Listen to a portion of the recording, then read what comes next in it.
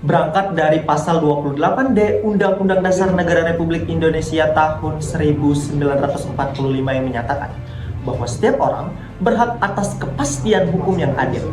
Maka korelasinya dalam mosi perdebatan kali ini, pengesahan Perpu Cipta Kerja merupakan usaha negara dalam menjamin kepastian hukum guna menjaga hak asasi setiap warga negaranya. Assalamualaikum warahmatullahi wabarakatuh. Shalom, Om Swastiastu, Namo Buddhaya, salam kebajikan bagi kita semua. Dewan juri yang terhormat dan para pemerhati hukum. Perkenalkan, saya Robi Ardiansyah selaku pembicara pertama pihak pro yang akan membuka jalannya perdebatan kali ini melalui landasan yuridis, teori hukum, serta tatanan urgensi. Dewan juri yang terhormat, mari kita cermati bersama pada putusan Mahkamah Konstitusi nomor 138 garing PUU strip angka Romawi 8 garing 2009 yang telah memberikan tafsir mengenai al-ihwal kegentingan memaksa sebagai indikator kewenangan Presiden dalam mengeluarkan Perpu sesuai dengan pasal 22 Undang-Undang Dasar Negara Republik Indonesia tahun 1945. Yaitu salah satunya ketika adanya suatu undang-undang yang tidak efektif dalam keberlakuannya serta berpotensi besar dalam menciptakan ketidakpastian hukum di tengah masyarakat. Kemudian Dewan Juri yang terhormat, mari kita meninjau pada putusan Mahkamah Konstitusi nomor 91 tahun 2020, yaitu yang mana dalam hal ini MK telah menyatakan bahwa Undang-Undang Cipta Kerja sebagai undang-undang inkonstitusional bersyarat yang berdampak pada tidak diperbolehkannya untuk membuat aturan turunan dan aturan pelaksanaan dari Undang-Undang Cipta Kerja, serta pemerintah diharuskan untuk menangguhkan seluruh kebijakan strategis mereka selama 2 tahun sebelum Undang-Undang Cipta Kerja diperbaiki. Namun di sisi lain, Undang-Undang Cipta Kerja tetap dianggap berlaku oleh Mahkamah Konstitusi, sehingga hal ini mengharuskan para pembentuk undang-undang untuk segera mengambil langkah baru guna mencegah ketidakpastian hukum yang terjadi di dalam peraturan perundang-undangan. Selanjutnya, sebagai respon pembentuk undang-undang terhadap putusan Mahkamah Konstitusi nomor 91 tahun 2020 mengenai mekanisme Omnibus Law. Nyata-nyatanya, metode Omnibus Law telah dicantumkan pada Undang-Undang nomor 13 tahun 2022 mengenai pembentukan peraturan perundang-undangan sebagai perubahan ketiga Undang-Undang nomor 12 tahun 2011. Sehingga tentu saja pengesahan Perpu Cipta Kerja sebagai undang-undang pun dalam hal ini ternyata telah memenuhi tatanan yuridis hingga amanat putusan Mahkamah Konstitusi nomor 91 tahun 2020. Pun kemudian ketika yang dipersoalkan oleh Mahkamah Konstitusi adalah mengenai meaningful participation. Nyatanya hal tersebut telah diakomodir oleh Satgas Undang-Undang Cipta Kerja dengan melakukan sosialisasi dan konsultasi publik sebanyak 610 kali dan sebanyak 29 kali oleh Satgas Sosialisasi Cipta Kerja. Selanjutnya, pun substansi dari Undang-Undang Cipta Kerja nyatanya tidak pernah dinyatakan sebagai undang-undang yang cacat secara material oleh Mahkamah Konstitusi. Maka tentu saja dapat dipastikan bahwa isi dari Perpu Cipta Kerja tidaklah bertentangan dengan konstitusi yang ada. Pun Dewan Juri, mari kita lihat pada bagian konsideran Perpu Cipta Kerja sebagai pertimbangan Presiden dalam mengeluarkan Perpu adalah bagaimana nantinya hal ini mampu membuka lapangan kerja seluas-luasnya dengan kemudahan perizinan berusaha, pemberdayaan koperasi, hingga kemudahan berinvestasi, guna mencegah Indonesia tertinggal dari kesenjangan pertumbuhan ekonomi pasca pandemi dan mencegah peningkatan angka pengangguran, sehingga diperlukan terobosan dan kepastian hukum untuk dapat menyelesaikan berbagai persoalan dalam beberapa undang-undang ke dalam satu undang-undang saja secara komprehensif menggunakan metode Omnibus Law. Dewan Juri yang terhormat, marilah kita naikkan level perdebatan kali ini satu level lebih tinggi melalui kajian perbandingan antar negara, yaitu pada negara Jerman yang telah mengeluarkan Undang-Undang Stabilisasi Ekonomi dengan prosedur yang cepat, yang mana berhasil membuat Jerman mampu menghadapi potensi jurang inflasi akibat fluktuasi ekonomi saat pandemi. Ternyata pengesahan Perpu Cipta Kerja linear pula dengan target pembangunan keberlanjutan yang telah termaktubkan di dalam Perpres nomor 111 tahun 2022, tepatnya pada tujuan 16 dalam upaya menguatkan masyarakat yang inklusif dan damai demi mewujudkan penegakan keadilan melalui kepastian hukum guna pembangunan keberlanjutan. Maka dengan demikian kami tetap menyetujui mosi perdebatan kali ini. Sekian dan terima kasih.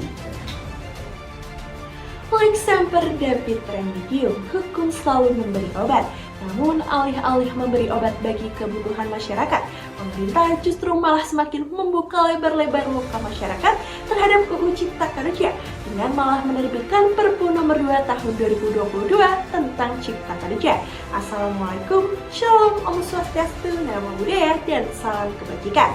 Dewan juri yang terhormat, perkenalkan saya Calanta Diva selaku pembicara kedua yang akan menelaah mosi kali ini dari sisi kontra. Pertama-tama Dewan juri, ketika yang menjadi kekhawatiran tim pro adalah ketidakstabilan ekonomi, maka marilah kita melihat pada data konkret yang ada. Bahwasannya berdasarkan data yang disampaikan Bank Indonesia, pada tahun 2023 tingkat pertumbuhan ekonomi nasional diproyeksikan masih berada pada posisi yang kuat, berkisar antara 4,5 hingga 5,3% dengan tingkat inflasi indeks harga konsumen yang akan kembali stabil pada angka 3%. Artinya apa? Masih terdapat kestabilan pada ekonomi Indonesia, sehingga argumentasi tim pro terkait Indonesia yang akan mengalami ketidakstabilan ekonomi hanyalah asumsi belaka dan tentunya tidak dapat dijadikan dasar untuk menciptakan Perpu.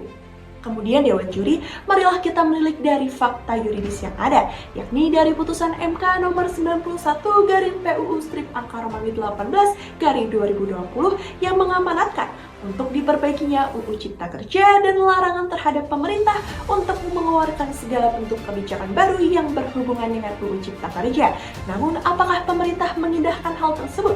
Faktanya, pemerintah justru terkesan tidak menghormati putusan tersebut dengan malah mengeluarkan Perpu nomor 2 tahun 2022 tentang Cipta Kerja yang didasari alasan adanya kegentingan yang memaksa sebagaimana yang dimaksud pada pasal 22 UUD 1945. Hal tersebutlah yang mendasari kami untuk menolak mosi kali ini dengan urgensi, yakni yang pertama, pembentukan Perpu Cipta Kerja merupakan bentuk ketidakpatuhan pemerintah terhadap putusan MK yang mengamanatkan untuk diperbaikinya UU Cipta Kerja yang cacat formil akibat tidak terpenuhinya meaningful participation yang seharusnya meliputi right to be heard, right to be considered, dan right to be explained.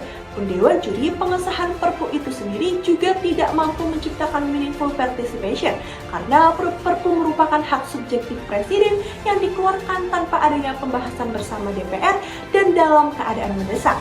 Kemudian yang kedua, dasar disahkannya Perpu Cipta Kerja merupakan hal ihwal kegentingan memaksa yang dipaksakan karena faktanya kondisi ekonomi Indonesia masih stabil dan tidak terdapat kekosongan hukum karena UU Cipta Kerja masih berlaku hingga masa perbaikannya selama 2 tahun habis. Dan Dewan Juri, marilah membawa perdebatan ini menjadi lebih komprehensif dengan menilik bersama fakta dari negara Turki yang berhasil melewati krisis ekonomi tanpa harus mengeluarkan sebuah Perpu, di mana mereka justru semakin meningkatkan investasi dan mengoptimalkan pengimplementasian regulasi yang telah ada, sehingga ketika yang dikhawatirkan tim pro adalah ancaman krisis ekonomi, nyata-nyatanya telah terbantahkan oleh fakta tersebut. Oleh karena itu, Dewan Juri, kami memekanismekan untuk mencabut Perpu Cipta Kerja dan pemerintah harus berfokus untuk memperbaiki UU Cipta Kerja sebagaimana yang diamanatkan dalam putusan MK. Selain itu, Dewan Juri, dengan berlandaskan Pancasila, penolakan kami pun telah sejalan dengan sila kelima, yakni keadilan sosial bagi seluruh rakyat Indonesia yang akan tercipta jika pemerintah lebih memperhatikan aspirasi rakyatnya. Dewan Juri, apabila ditinjau dari aspek teoritis, penolakan mosi kali ini pun telah sejalan dengan pendapat yang disampaikan Nonet and Selsik dalam teori hukum responsifnya bahwa hukum harus senantiasa hadir untuk mengakomodir setiap permasalahan yang ada dan menjadi solusi yang tepat untuk melindungi kepentingan masyarakat.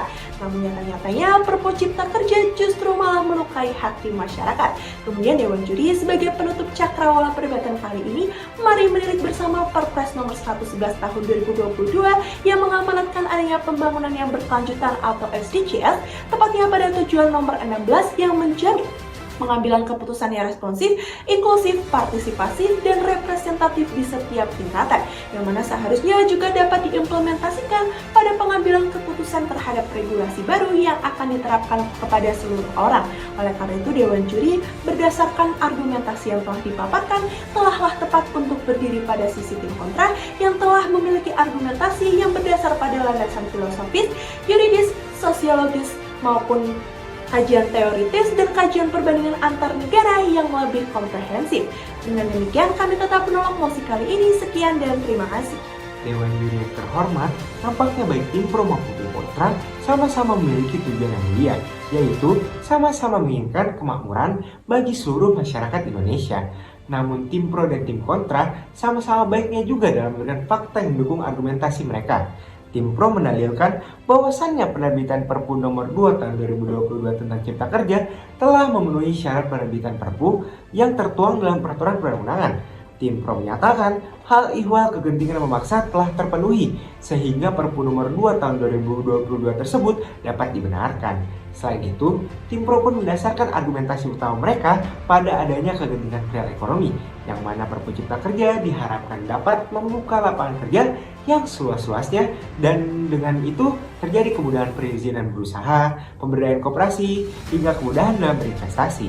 Namun Dewan Juri yang terhormat, di sisi lain pun tim kontra dapat memberikan argumentasi berdasarkan bukti dan fakta bahwa perihal ekonomi sejatinya merupakan argumentasi yang asumtif untuk menjadi dasar penerbitan sebuah perpu. Tim kontra berhasil menemukan fakta bahwasannya berdasarkan data dari Bank Indonesia, tingkat pertumbuhan ekonomi Indonesia pada tahun 2023 masih cenderung stabil.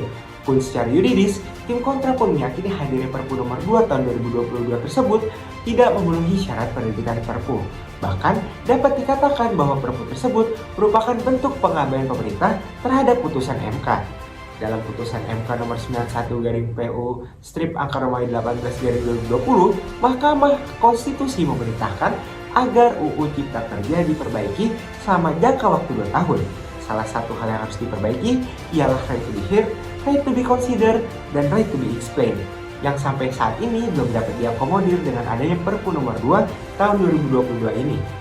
Baik tim pro maupun tim kontra bahkan dapat mengkaji mosi perdebatan kali ini melalui sudut pandang yang lebih luas lagi, yaitu dengan melalui kajian perbandingan antar negara, di mana tim pro dan tim kontra dapat membuktikan praktik negara lain dapat berhasil untuk mencegah keadaan darurat ekonomi dengan atau tanpa adanya Perpu. Namun Dewan Juri yang terhormat, terlepas dari itu semua, perdebatan bukanlah tentang menang dan kalah, namun tentang menemukan pencerahan dan solusi atas suatu permasalahan. Dengannya, kedua rekanku baik dari pembicara tim pro dan kontra berhasil menghadirkan perdebatan komprehensif dan memberikan paradigma baru mengenai isu pengesahan Perpu nomor 2 tahun 2022 tentang Cipta Kerja yang menjadi undang-undang. Dengan pencerahan yang berhasil diberikan, sudah seharusnya bisa menjadi manfaat bagi kita semua dalam memahami mengenai polemik pengesahan Perpu Cipta Kerja ini. Dan sebagai penutup, Dewan Juri yang terhormat, izinkan kami menutupnya dengan sebuah pantun. Ikut lomba debat UINAM bersama teman, bertemu Dewan Juri yang hebat dan rupawan. Sekian argumentasi yang kami berikan, dengan harapan tim Undip yang dapat dimenangkan. Sekian dan terima kasih.